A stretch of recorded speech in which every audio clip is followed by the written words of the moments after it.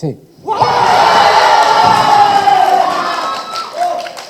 আগামী জাতীয় নির্বাচনে ছাত্র সংসদ নির্বাচনের প্রভাব নিয়ে ছায়া সংসদ ডিবেট ফর ডেমোক্রেসির আয়োজনে আজ ঢাকায় চলচ্চিত্র উন্নয়ন কর্পোরেশনের অনুষ্ঠিত হয় আগামী জাতীয় নির্বাচনে ছাত্র সংসদ নির্বাচনের প্রভাব বিষয়ক ছায়া সংসদ বিতর্ক প্রতিযোগিতা।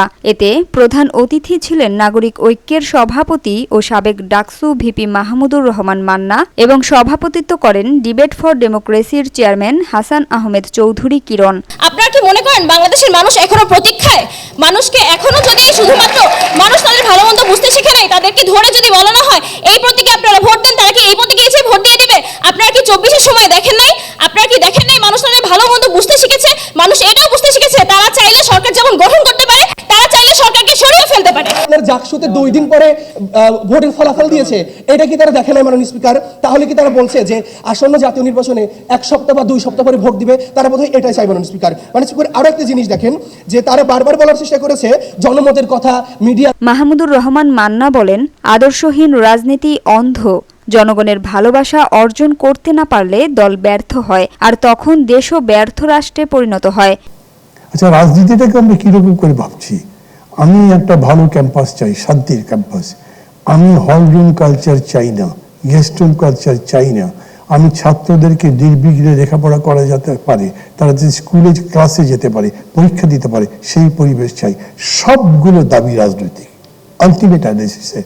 হাসান আহমেদ চৌধুরী কিরণ তার বক্তব্যে জানান, ছাত্র সংসদ নির্বাচন থেকে শিক্ষা নিয়ে জাতীয় নির্বাচনে জনগণের আস্থা অর্জন জরুরি। ফেব্রুয়ারিতে কাঙ্ক্ষিত সময়ে নির্বাচন না হলে দেশ বড় রাজনৈতিক সংকটে পড়বে। ছাত্র জনতার বিপ্লবে যখন শেখ হাসিনার পতন ঘটলো, হাসিনা যখন পালিয়ে গেল, স্বৈরাচারের যে প্রধান দোসররা তারা যখন পালিয়ে গেল, কেউ জেলখানায় গেল, ঠিক সেই সময় থেকে কিন্তু ছাত্র শিবির বিভিন্ন হল, বিভিন্ন শিক্ষা প্রতিষ্ঠানে তারা তাদের যে কর্মসূচি, যেহেতু তারা 16 বছর কোনো প্রকাশ্যে রাজনীতি করতে পারেনি, সে রাজনীতি করতে না পারার কারণের জন্য যখন তারা 5ই আগস্টে শেখ হাসিনার পতন ঘটলো, সেই সুযোগ নিয়ে তারা নানা রকম কর্মসূচি, নানা সেবামূলক কার্যক্রম তারা শুরু করেছিল। সেই কারণের জন্য কিন্তু তারা কিছুটা হলো আমরা ডাকসু এবং জাকসুতে আমরা দেখছি তারা ছাত্রদের কাছাকাছি যেতে পেরেছে। অন্যদিকে আমরা যদি ছাত্র দলের দিকে, সমর্থিত প্যানেলের দিকে তাকাই, তাহলে তারা কিন্তু নির্বাচন হবে কি হবে না সেটি নিয়ে কিন্তু তারা দোটানায় ছিল।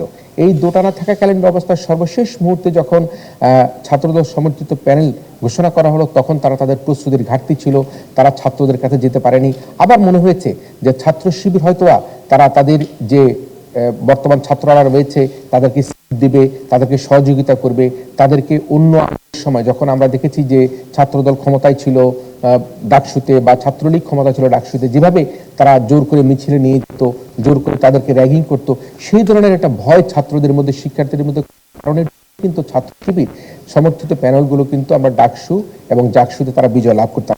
ছায়া সংসদে স্টেট ইউনিভার্সিটি অব বাংলাদেশ ও ড্যাফোডিল ইন্টারন্যাশনাল ইউনিভার্সিটির বিতার্কিকরা অংশ নেন। বিচারক ছিলেন অধ্যাপক আনু মোহাম্মদ, ডক্টর তাজুল ইসলাম চৌধুরী সুরিন সহ সাংবাদিক সাইদুর রহমান, মাইদুর রহমান রুবেল ও জাকির হোসেন লিটন। প্রতিযোগিতা শেষে অংশগ্রহণকারীদের ট্রফি, ক্রেস্ট ও সনদপত্র প্রদান করা হয়।